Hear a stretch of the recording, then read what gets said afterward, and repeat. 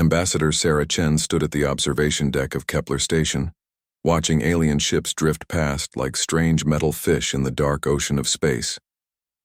The station was huge, bigger than most Earth cities, and it belonged to creatures that looked nothing like humans. After 3 months of living here, she still felt like a visitor in someone else's dream. The Galactic Confederation had 12 member species. Some looked like giant insects with too many arms. Others were tall and thin like walking trees made of metal. A few looked almost human but had skin that changed colors like a mood ring. All of them thought humans were stupid animals who had just learned to use tools. Sarah had been Earth's ambassador for 2 years now, but this was her biggest mission yet. Today she would ask the Confederation to let Earth join their group. If they said yes, humans could travel between stars using the alien highways. If they said no, Earth would stay alone and cut off from the galaxy. She walked through the station's corridors, her heels clicking on the smooth floor. Aliens stopped talking when she passed. Some stared at her like she was a wild animal in a zoo. Others pretended she did not exist. Sarah had learned to ignore both reactions. The meeting room was enormous, with a ceiling that stretched up into darkness.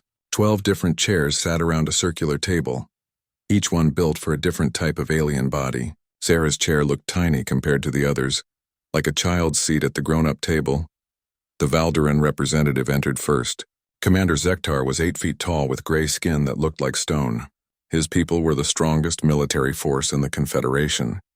They had conquered 6 star systems before anyone could stop them. Now they served as the Confederation's army, but everyone knew they still dreamed of ruling everything. Zektar looked down at Sarah with yellow eyes that never blinked. "The human comes to beg again," he said in perfect English. All Confederation members spoke Earth languages now, though they acted like it was beneath them. "I come to discuss partnership," Sarah replied calmly. She had dealt with bullies before. More aliens filed into the room. The hive mind representative looked like a collection of silver spiders connected by thin wires. The plant-like Verdans swayed as they walked, their leaf-covered bodies rustling. The energy beings called luminants floated in containment suits that glowed with inner light. Sarah had studied each species for years. She knew their histories, their fears, their wants. The hivers valued efficiency above all else. The Verdans loved art and beauty. The luminants sought knowledge like humans sought water. Everyone could be reached if you knew the right words.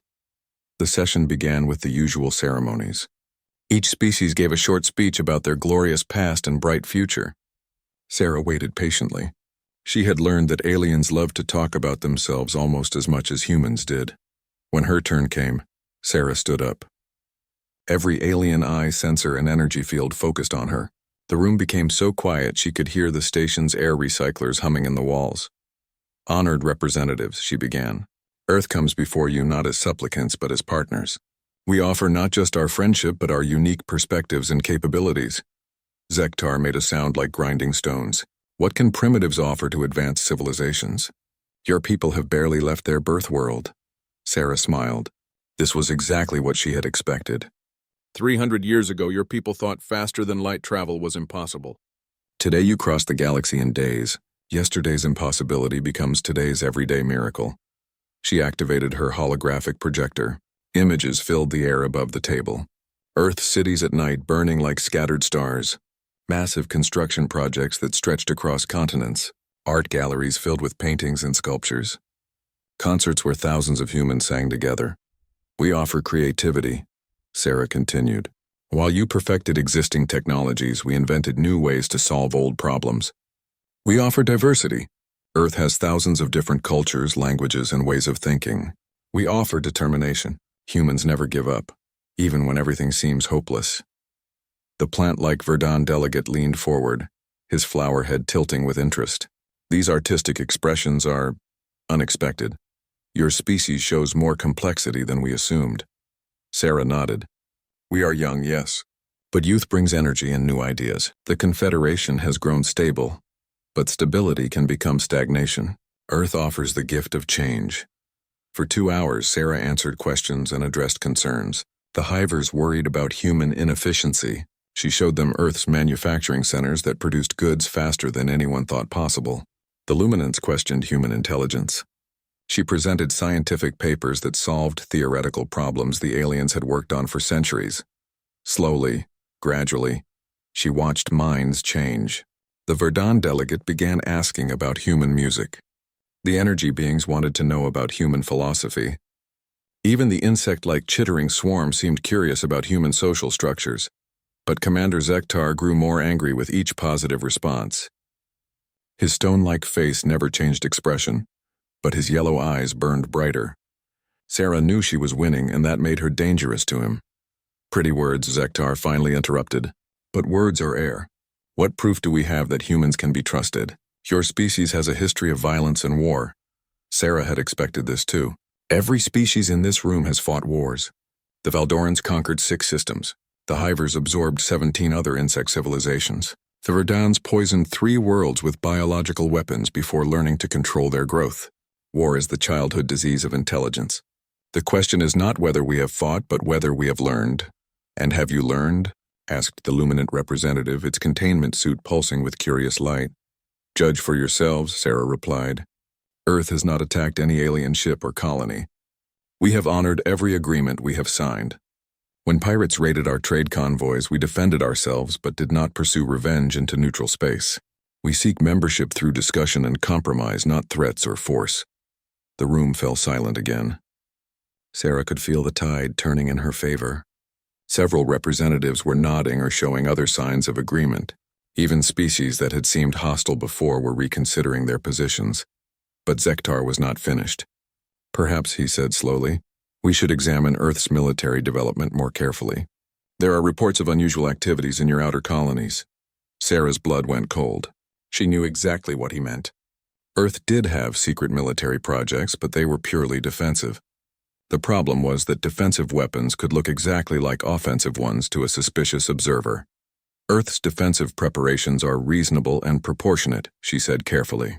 Any species would protect itself when venturing into unknown space filled with potential threats. Zektar's eyes seemed to glow brighter. Defensive, yes. Of course you would say that. Just as any aggressor would claim self-defense while preparing to attack. The mood in the room shifted. Suspicion crept into alien faces and energy fields. Sarah realized she had walked into a trap. Zektar had been building toward this moment from the beginning. He had evidence or claims that would make Earth look dangerous. I call for a full investigation, Zektar announced. Before we consider admission, we must verify that humans are not developing prohibited weapons technologies. Other representatives began murmuring agreement. Sarah fought to keep her expression calm while her mind raced. An investigation would find nothing illegal, but it would delay Earth's admission for years. Worse, it would give Zektar time to manufacture evidence or create new problems. Earth welcomes any reasonable investigation, Sarah said, though the words tasted bitter. We have nothing to hide from our future partners. As the session ended with plans for an investigation committee, Sarah realized the game had changed. This was no longer about earning membership through diplomacy. Someone was actively working against Earth's interests, and they were willing to play dirty. Walking back to her quarters, Sarah activated her private communicator. This is Chen, she said quietly. Send a priority message to Earth Command. Tell them the Valdorans are making their move. We need to be ready for anything. She did not know that in 3 weeks she would be dead, and the galaxy would discover just how ready Earth had become.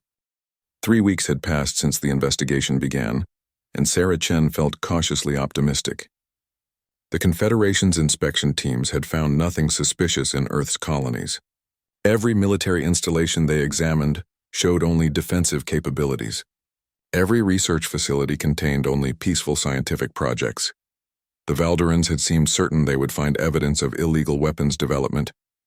When the investigators found nothing, Commander Zektar's stone-like face had shown something Sarah had never seen before. Confusion. Whatever evidence he thought he had was proving false. Today was supposed to be the day everything changed. The Confederation Council had voted to grant Earth provisional membership. It was not full membership yet, but it was a beginning. Earth would gain access to the trade routes and could establish more colonies in Confederation space. Sarah stood in her quarters, adjusting her formal diplomatic uniform. The blue fabric with gold trim represented not just Earth, but all of humanity's hopes for the future. Her father had worn similar colors when he served in Earth's Navy, though his had been military dress rather than diplomatic attire. Admiral Chen had called her last night to congratulate her on the success. His weathered face had shown pride mixed with worry. "Be careful, Sarah," he had said. "When someone sets a trap and it fails, they often get desperate." Sarah had laughed at his concern. "Dad, I'm surrounded by Confederation security on a neutral station.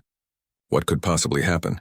Now walking toward the great ceremonial hall, she wondered if she should have taken his warning more seriously. The corridors seemed unusually empty. The few aliens she saw avoided eye contact and hurried past without their usual polite greetings. The ceremonial hall was magnificent.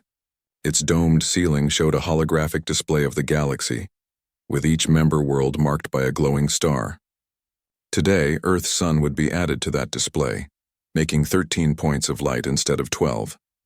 Representatives from all member species had gathered for the ceremony. Even species that rarely left their homeworlds had sent delegates. The crystalline singers had come from their silicon caves. The deep dwellers had emerged from their ocean trenches. This was truly a historic moment. Sarah took her place at the ceremonial podium. The document that would grant Earth provisional membership lay on the table before her, already signed by 11 of 12 species.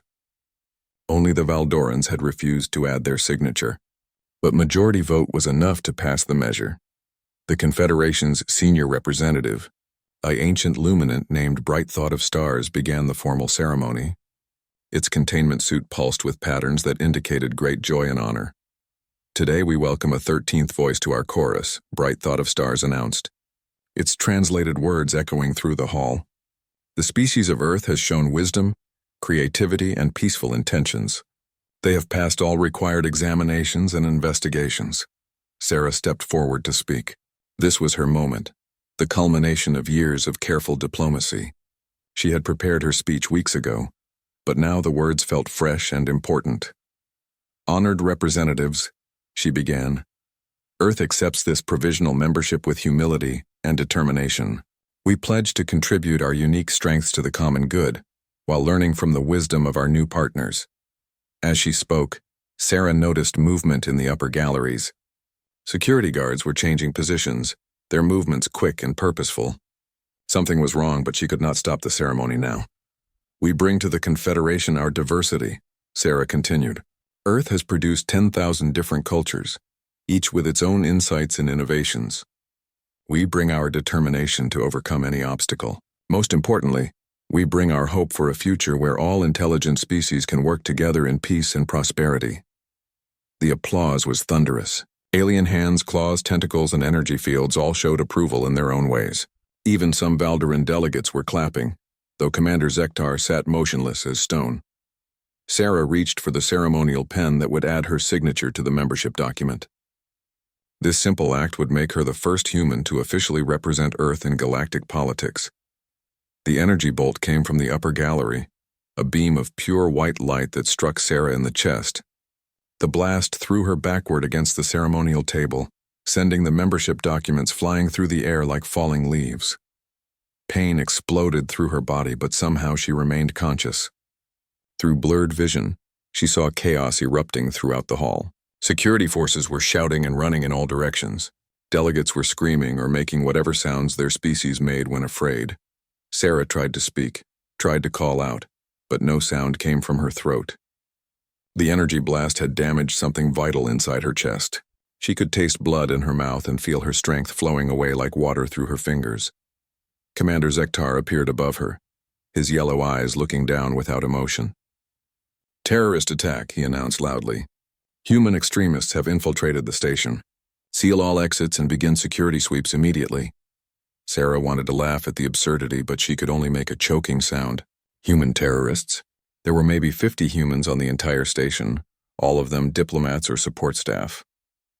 The idea was ridiculous, but the Valdoran security forces were already moving with suspicious efficiency. They had surrounded the human delegation and were placing them under arrest for conspiracy and terrorism. Everything was happening too fast, too smoothly. This had been planned. Through the pain and growing darkness, Sarah understood the trap at last. The Valdorans had never intended to find evidence of illegal weapons. They had planned this assassination from the beginning. The investigation had been a distraction while they positioned their people and prepared their story. Dr. Martinez, Earth's medical officer, knelt beside Sarah and tried to stop the bleeding. His face was pale with shock and fear. "Stay with me, Sarah," he whispered. "Help is coming," but Sarah knew better. The energy bolt had been precisely aimed and perfectly calibrated. This was not meant to wound or threaten. This was meant to kill Earth's ambassador in front of representatives from every major civilization in the galaxy. As her vision dimmed, Sarah saw Valdoran soldiers arresting Dr. Martinez and the rest of the human delegation. She heard Zektar explaining to the stunned crowd how human terrorists had tried to disrupt the peace ceremony with violence. "This proves what I have long suspected," Zektar declared, his voice carrying clearly through the hall. "Humans cannot be trusted. They speak of peace while planning violence. They smile while sharpening knives." The other representatives looked confused and frightened. The luminants were pulsing with distress patterns. The Verdans were rustling their leaves in agitation. Everything was happening too fast for anyone to think clearly. Sarah's hand found her emergency communicator, hidden in her uniform pocket. With her last strength, she managed to activate it and whisper a single word: "Raven." It was a code word her father had taught her years ago, back when she first became a diplomat. "If you ever send me that word," he had said, "I will know that everything has gone wrong and trust is dead." The communicator transmitted the message in a burst that lasted less than a second. To any observer, it would look like random electronic noise from damaged equipment, but the encryption was military grade, and the recipient was Admiral Chen, commander of Earth's hidden fleet. As darkness closed around her vision, Sarah's last thought was not of her own approaching death, but of what would happen next. Her father was not just a military commander. He was a man who loved his daughter more than life itself, and he commanded weapons that the galaxy had never seen. The Valdorans thought they had won by killing Earth's ambassador. They had removed the voice of peace and made humanity look dangerous and unstable. They had turned the galaxy against Earth just when victory was within reach, but they had made one terrible mistake. They had declared war on James Chen's daughter, and James Chen was not a diplomat. Sarah Chen died on the floor of the ceremonial hall, her blood staining the membership documents that would have made Earth part of the galactic community. The Valdorans sealed the station and began spreading their story of human terrorism and betrayal. Within hours, the news had reached every world in Confederation space. Humanity was declared a dangerous and unstable species. All contact with Earth was suspended pending a full investigation. Military patrols were authorized to prevent human ships from leaving their territory. The galaxy settled back into familiar patterns, believing the crisis was over. The 13th star that should have joined the holographic display remained dark and empty. No one noticed that all human communications had suddenly stopped. No one realized that Earth's colonies had gone silent. No one understood that humanity's response to betrayal would not be words or protests or legal appeals. 3 months would pass before the galaxy learned what happened when someone murdered Admiral James Chen's daughter. 3 months had passed since the assassination, and the galaxy had grown comfortable with silence from Earth. Human colonies no longer answered communication attempts. Trade ships from Earth stopped arriving at their scheduled destinations. Even the emergency distress beacons that marked human space went quiet. The Confederation Council had voted to quarantine Earth's territory until the terrorist crisis could be resolved. Valdoran patrol ships now guarded the borders of human space, turning away any vessel that tried to investigate the silence. "The humans have clearly collapsed into civil war," Commander Zektar reported to the Council. "Our sensors detect no organized space traffic, no communications between their colonies. This confirms what we have long suspected about their unstable nature." Most representatives seemed satisfied with this explanation. The Hivers valued order above all else, and human silence felt orderly to them. The Verdans were too focused on their art to worry about distant political problems. The energy beings had returned to their philosophical studies. Only Bright Thought of Stars seemed troubled by the situation. The ancient luminance containment suit had been pulsing with worry patterns for weeks. "Something feels wrong about this silence," the luminant said during a private conversation with the Verdan delegate. "In my 800 years, I have seen many species face crisis. They rage, they plead, they bargain. They do not simply vanish." The Verdan's flower head tilted thoughtfully. "Perhaps they are ashamed. Their ambassador's death was quite shocking, and the evidence of their terrorist activities was overwhelming. But Bright thought of stars, was not convinced.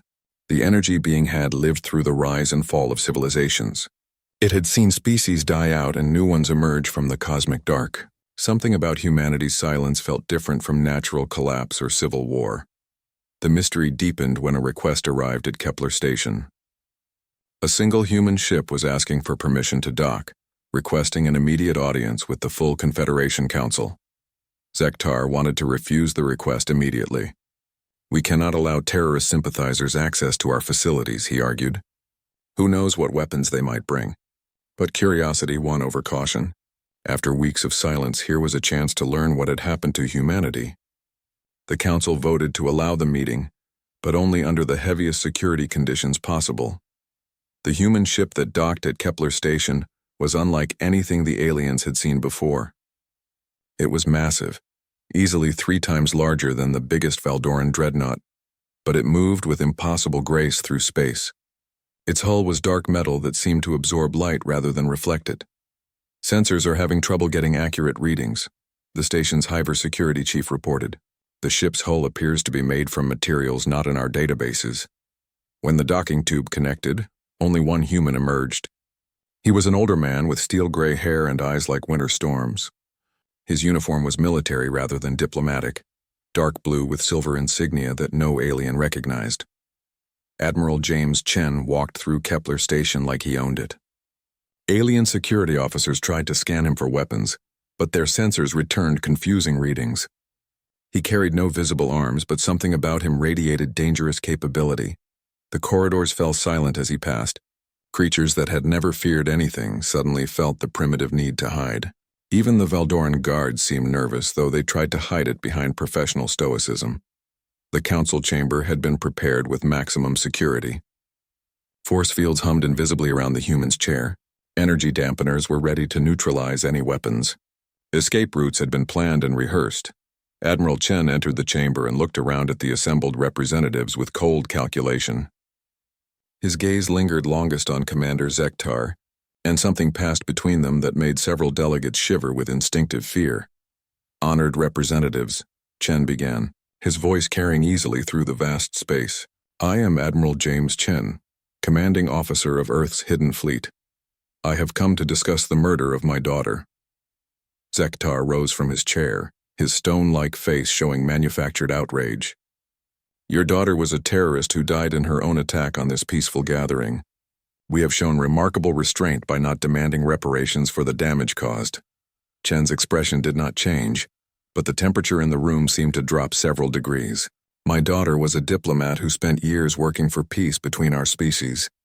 She was murdered by Valdoran operatives while signing documents that would have made Earth a Confederation partner." "You have no proof of these accusations," Zektar replied, but his voice carried less confidence than before. The evidence shows exactly what you wanted it to show," Chen interrupted. "We intercepted your communications, Commander. All of them. The planning meetings, the weapon specifications, the orders to your assassins. Every coded transmission, every encrypted file, every secret instruction." The chamber erupted in shocked murmurs and exclamations. Representatives looked at each other with growing alarm. If the humans really had evidence of Valdoran guilt, it would completely change everything. Chen activated a holographic projector that materialized from nowhere, apparently built into his uniform. The air above the table filled with images and documents, all bearing Valdoran military seals. "Operation Silent Dawn," Chen read from one document. "Eliminate human ambassador during ceremony. Make it appear to be human terrorist attack. Use resulting chaos to justify quarantine and eventual subjugation of Earth colonies." More documents appeared, showing supply lists for untraceable weapons, personnel assignments for the assassination team, and detailed psychological profiles of Confederation delegates. The planning had been extensive and coldly professional. "This is fabricated evidence," Zektar protested, but his voice cracked with strain. "Humans are known for their deception, and we also have recordings," Chen said simply. The hologram shifted to show a meeting room in a Valdoran military facility. Commander Zektar sat at a table with several other officers, discussing the assassination plan in detail. The audio was crystal clear, the voices unmistakably authentic. "The human diplomat must die during the ceremony. Holographic Zektar said. Maximum psychological impact requires that she die believing she had succeeded in bringing peace. The other species will see human violence and betrayal where they expected celebration and cooperation. The chamber had gone completely silent. Even the background hum of the station system seemed muted by the weight of revealed truth. Representatives stared at the evidence with expressions of shock, horror, and growing anger. Bright thought of stars pulsed with patterns that indicated deep distress and betrayal. How long have humans possessed such surveillance capabilities? The Luminant asked. Long enough, Chen replied. Earth has been watching and listening since our first contact with galactic civilization. We learned early that trust must be verified through observation. The implications were staggering. If humans could intercept Valdoran military communications, what else did they know? How many other species' secrets had they uncovered? How long had they been silently gathering intelligence while pretending to be naive newcomers? Chen allowed the shock to settle before continuing. The Confederation Council voted to quarantine Earth based on Valdoran lies. You authorized military patrols to prevent human movement based on fabricated evidence. You have, in effect, declared war on a peaceful species based on the word of proven murderers. What do you want? Asked the crystalline singer, its mineral voice ringing like struck bells. Justice, Chen replied simply. The officers who planned and executed my daughter's murder will be turned over to Earth for trial. The Valdoran military command will be dissolved and replaced with civilian oversight. Commander Zektar and his immediate subordinates will face judgment for war crimes. Zektar laughed, a sound like grinding stone. You make demands as if you have the power to enforce them. One ship against the might of the Valdoran Empire. Your silence has not made you stronger, human. It has only delayed your inevitable defeat. Chen's smile was colder than space between stars. One ship, Commander. Who told you I came alone? The Admiral activated another control on his uniform. Throughout the chamber, warning alarms began to sound. Emergency lights flashed red as the station's sensors detected something that should have been impossible. Kepler station control to council chamber. A panicked voice crackled over the communication system. We have multiple contacts appearing on our perimeter. Ships are decloaking all around the station. Massive signatures, unknown configurations. They were not there 60 seconds ago. Chen stood up, his presence somehow filling the enormous chamber despite his ordinary human size. The hidden fleet is hidden no longer, Commander. 47 dreadnoughts, each one larger than anything in your arsenal. 200 cruisers with weapons you cannot understand. 800 destroyers faster than your interceptors. The holographic display shifted to show external views of Kepler Station. Alien ships surrounded the facility like predators surrounding prey. Their hulls were the same light-absorbing black as Chen's single vessel, and they moved with the coordinated precision of a military force that had trained together for years. Commander Zektar stood in the council chamber, his stone-like face showing the first cracks of uncertainty. Around him, representatives from 11 species waited for his response to Admiral Chen's ultimatum. The holographic displays showed 1,000 human warships surrounding Kepler Station like a closing fist. You think you can intimidate the Valdoran Empire with this display? Zektar finally said, but his voice lacked its usual confidence. We have defended our territory against enemies for 1,000 years. Our fleets guard 50 star systems. Our weapons have never been defeated in open battle. Admiral Chen nodded slowly. Yes, I have studied your military history, Commander.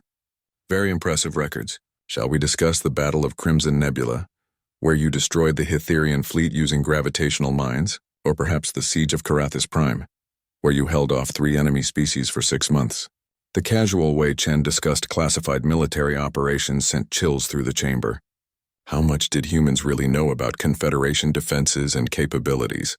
However, Chen continued, your victories have always been against opponents using similar technology levels. Today you face something entirely different. Zektar activated his communication device. This is Commander Zektar to Valdoran Fleet Command. We have a hostile force threatening Kepler Station. Dispatch the 3rd Battle Group immediately. The response came quickly, crackling through the chamber's speakers. Commander, this is Fleet Admiral Korth. The 3rd Battle Group is already en route. Estimated arrival in 4 hours. We have 300 ships, including the dreadnought Eternal Conquest. These human primitives will learn the cost of threatening the Empire. Chen's expression remained unchanged. 4 hours. That should be enough time for a proper demonstration. The Admiral touched another control on his uniform. Throughout the chamber, the air shimmered as a three-dimensional map of Valdoran space appeared. Red dots marked military installations, orbital platforms, and fleet positions across 23 star systems. Your third battle group will find something interesting when they arrive, Chen said calmly. Every Valdoran military installation is currently under observation by human forces. Your shipyards at Thanos Prime have 47 human destroyers watching from the asteroid belt. Your command center at Karathis has 18 cruisers hiding behind its outer moons. The map zoomed in on specific installations, showing detailed layouts that should have been top-secret intelligence. Zektar recognized his own office in the tactical center at Karathis. The humans had been watching everything for months, maybe years. This is impossible, Zektar whispered. Our security is absolute. No alien vessel has ever penetrated our inner systems without detection. No alien vessel that you could detect, Chen corrected. Human stealth technology operates on principles your sensors were never designed to recognize. We have been studying your defenses while you ignored our capabilities. Bright thought of stars pulsed with urgent warning patterns. Admiral Chen, surely you do not intend to attack civilian populations. The Confederation laws of warfare strictly prohibit. We target only military assets, Chen assured the ancient Luminant. Human military doctrine focuses on destroying an enemy's ability to fight, while minimizing harm to innocents. We are not monsters, despite what Valdoran propaganda claims.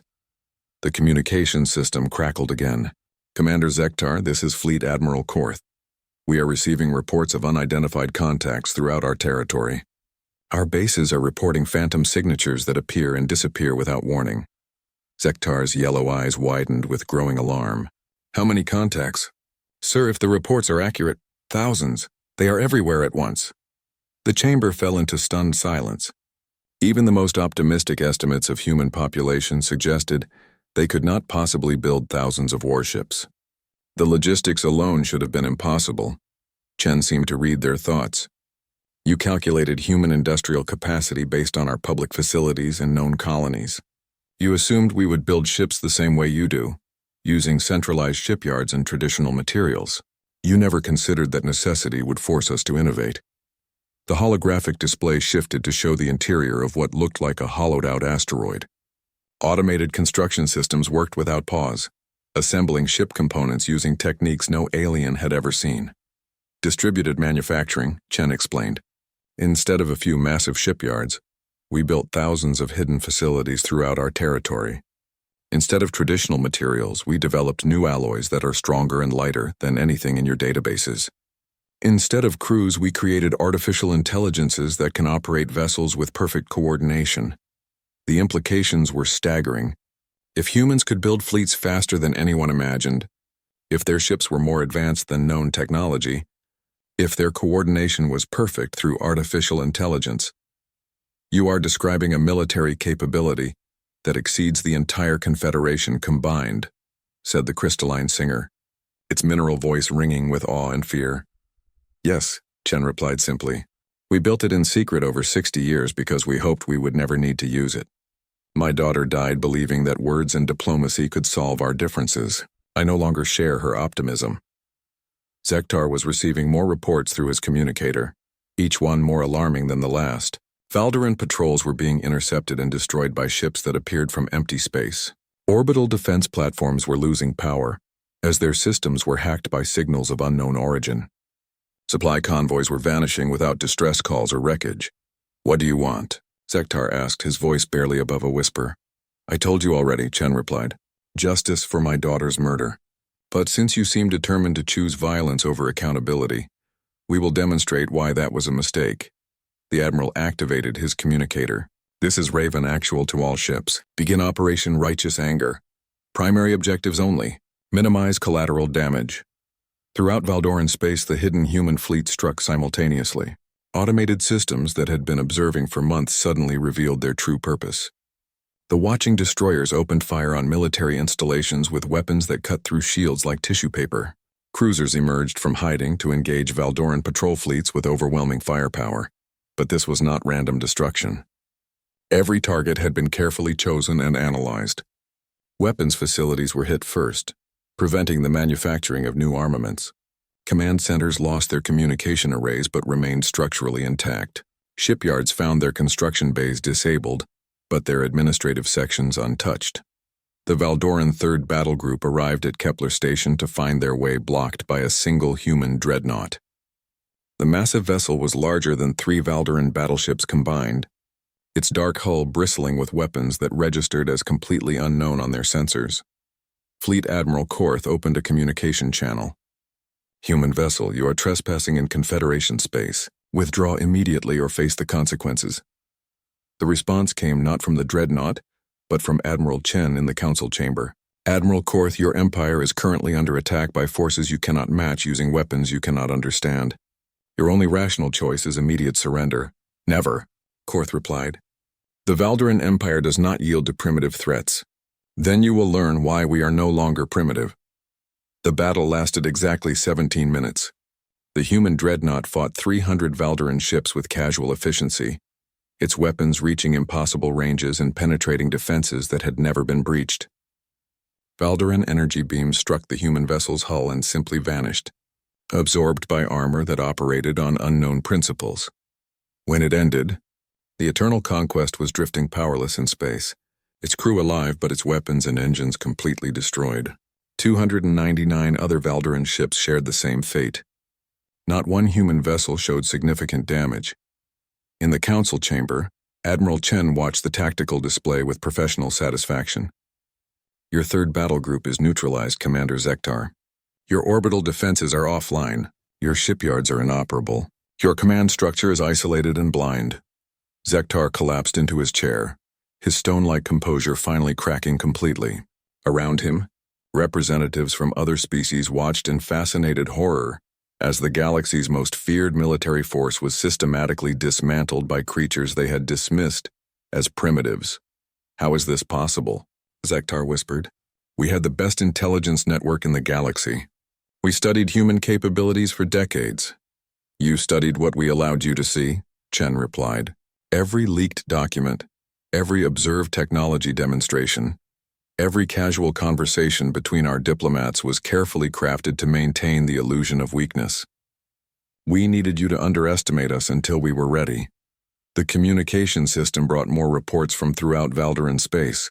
Every military installation had been neutralized. Every fleet engaged had been defeated or forced to surrender.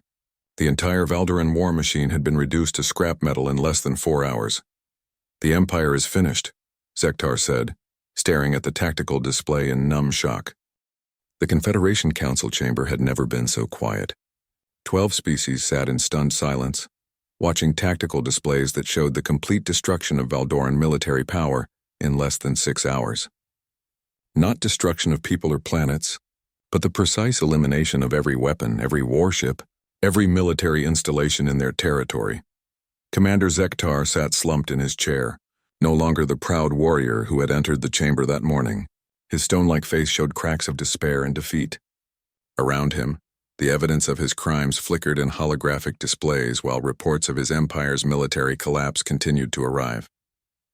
Admiral Chen stood calmly in the center of it all, his winter storm eyes surveying the assembled representatives with calculated patience. He had demonstrated humanity's power. Now came the harder task of rebuilding trust from the ashes of betrayal. Bright Thought of Stars was the first to break the silence. The ancient luminance containment suit pulsed with complex patterns that indicated deep thought, mixed with profound sorrow. "Admiral Chen," the energy being said, "you have proven your military superiority beyond any doubt. But what you have shown us also terrifies us. How can we trust a species capable of such overwhelming force?" Chen nodded as if he had expected this question. "The same way my daughter trusted you, with hope, careful observation, and the understanding that trust must be earned through actions, not words." He gestured to the tactical displays still showing Valdoran space. "We could have destroyed every Valdoran world in the first hour of our attack. Instead, we targeted only military assets and avoided all civilian casualties. We could have conquered their territory and enslaved their population. Instead, we are prepared to help them rebuild under civilian leadership." The Verdun delegate rustled his leaf-covered body nervously. "But you have been watching us all along, spying on our communications, infiltrating our security systems. How is that different from the Valdoran deception?" "Because we never lied about our intentions," Chen replied. Sarah told you repeatedly that Earth sought partnership and peace. Every word she spoke was true. We prepared for war while hoping for friendship, but we never pretended to be something we were not. Chen activated his holographic projector again. This time it showed not weapons or military installations, but images of Earth itself, cities full of life and art, universities where humans and aliens studied together, hospitals where Earth doctors treated sick visitors from other worlds. This is what we wanted to share with the galaxy, Chen said. Not weapons or conquest, but knowledge and culture, and the simple joy of meeting new friends among the stars. My daughter believed this dream was possible. She died trying to make it real. The chamber's communication system crackled with an incoming message. Council Chamber, this is Valdoran Fleet Admiral Korth. I request permission to address the assembly. Chen nodded to the chamber's control systems, and Korth's image appeared in the center of the room. The Valdoran officer looked exhausted and defeated, but he held himself with dignity despite his circumstances. Honored representatives, Korth began. I have just received a communication from the human forces that destroyed my fleet. They offered medical assistance to my wounded crews and safe passage to the nearest Confederation base for our survivors. He paused, as if struggling with the implications of his own words. In 40 years of military service, I have never seen an enemy show such restraint after achieving total victory. They could have killed us all, but they chose mercy instead. Zektar looked up at his subordinate with something approaching shame in his yellow eyes. Admiral, did you know about the assassination plan? No, Commander. I learned about Operation Silent Dawn from the human evidence broadcasts. Had I known, I would have refused to participate in the murder of a diplomat. The admission hung in the air like a physical weight. Even within the Valdoran military, the assassination plot had been kept secret from honorable officers who might have objected to such tactics. Chen stepped forward. Admiral Korth, you fought bravely against overwhelming odds. Your crews showed courage even in defeat. This suggests that Valdoran military traditions are not inherently corrupt, merely corrupted by leaders who chose dishonor over strength. He turned to address the full council. This is why we offer choice instead of conquest. The Valdoran people deserve better leadership than commanders who murder diplomats and blame the victims. But that choice must be theirs to make. The crystalline singer's mineral voice rang through the chamber. What are your terms, Admiral Chen? What do you require of us to restore peace? Chen had been waiting for this question. First, the officers responsible for planning and executing the assassination will be turned over to Earth for trial. Justice delayed is justice denied. Zektar straightened in his chair, accepting his fate with grim dignity. I will surrender myself for trial. The other conspirators are already in custody. Second, Chen continued, the Valdoran Empire will be dissolved and replaced with a civilian government chosen by their people. Military forces will be rebuilt under Confederation oversight to ensure they serve defense rather than conquest. Admiral Korth nodded slowly. Many of our people have grown tired of endless expansion and military rule. Given the choice, I believe they would welcome a government focused on prosperity rather than war. Third, the Confederation will grant Earth full membership with equal representation and voting rights. No species will have veto power over another's internal affairs or peaceful development. Bright thought of stars pulsed with approval patterns. These terms seem reasonable and just. But what guarantee do we have that Earth will not use its military advantage to dominate us in the future? Chen smiled, and for the first time it reached his eyes. The same guarantee my daughter offered you. Our actions will speak louder than our promises. Judge us by what we do, not what we say. He activated his communicator again. This is Raven Actual to all ships. Begin Operation New Dawn. Medical assistance to all wounded regardless of species. Engineering support to repair damaged civilian infrastructure. Cultural exchange programs with any species that requests them. Throughout the galaxy, human ships that had been weapons of war minutes before became instruments of aid and cooperation. Medical teams beamed down to help injured Valdoran civilians. Engineering crews began repairing communication networks and power systems. Teachers and artists prepared cultural exchanges to share human knowledge with alien societies. This is what we wanted to offer you 3 months ago, Chen said quietly. This is what Sarah died trying to achieve. We have proven we can destroy those who threaten us. Now let us prove we can build something better with those who share our dreams. The vote was unanimous. Earth was granted full membership in the Confederation, with all rights and privileges thereof. The Valdoran conspirators were turned over for trial. Plans were made for supervised reconstruction of Valdoran space under civilian leadership. But the most important change was harder to measure in votes or treaties. For the first time since first contact, the galaxy looked at humanity and saw not primitive savages or dangerous unknowns, but equals who had earned their place through strength, wisdom, and restraint. 6 months later, a new memorial was dedicated at Kepler Station. The Sarah Chen Memorial Gardens featured plants from dozens of worlds, artwork from hundreds of species, and a simple plaque that read, "Dedicated to Earth's first galactic ambassador, who believed that different species could be friends among the stars." Admiral James Chen stood before the memorial, with representatives from every member species. The old military commander had retired from active duty to serve as Earth's new ambassador. Carrying on his daughter's work in her memory, Sarah believed that our differences made us stronger together than we could ever be apart, he said to the gathered crowd. She died for that belief, but she was not wrong. Look around you. Former enemies working together. Ancient rivals sharing knowledge and resources. Species that once feared each other now plan joint missions to explore new worlds. He paused, his weathered face showing the pain that would never fully heal. The galaxy tried to silence Earth's voice of peace. Instead, they ensured that voice would echo through history. My daughter's dream of friendship among the stars was not buried with her body. It was planted like a seed that has grown into the forest of cooperation we see today. The ceremony concluded with the dedication of the Terran Defense Corps, a peacekeeping force drawn from volunteers of every species. Their mission was simple: ensure that no diplomat would ever again die for trying to build bridges between worlds. As the crowd dispersed, Bright Thought of Stars approached Admiral Chen. The ancient luminance containment suit pulsed with patterns of deep respect and gratitude. "Your species has taught us something important," the energy being said. "We thought strength meant the ability to destroy. You have shown us that true strength is the wisdom to choose when not to use that ability." Chen nodded, watching alien children play together in the memorial gardens his daughter would never see. Sarah understood that lesson before any of us. She just ran out of time to teach it to everyone. Above them, the holographic display of the galaxy showed 14 points of light representing the member worlds of the expanded Confederation.